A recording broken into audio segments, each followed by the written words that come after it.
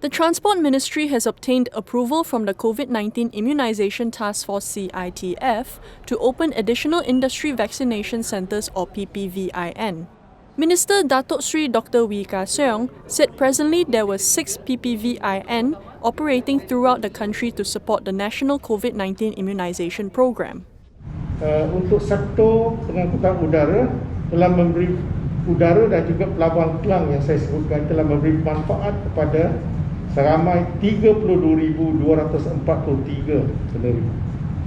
3 lagi kemudahan untuk sektor pengangkutan awam darat turut dibuka, iaitu di stesen LRT Putra Heights, KL Central dan Kompleks Rapid Bus Ceras Selatan pada 19, 21 dan 26 Julai yang melibatkan 6,512 orang pekerja perkhidmatan kereta api, bas dari prasarana Malaysia Berhad, termasuklah mereka yang terlibat dalam LRT, KL Monorail, perkhidmatan rapid bus dan juga MRT Corp, KTMB, ERL, selanjutnya PPVIN, Red Q juga telah dibuka mulai 30 Julai 2021 bagi maksud mempercepatkan vaksinasi untuk 2,500 kaki tangan Indonesia.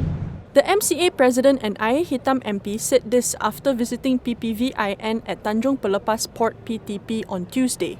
Dr. Wee added the ministry has obtained approvals to open additional PPVIN for the transport sector in Johor, Penang, Pahang, Terengganu, Perak and Selangor. He stressed that this initiative was estimated to benefit more than 54,000 transport workers in the country.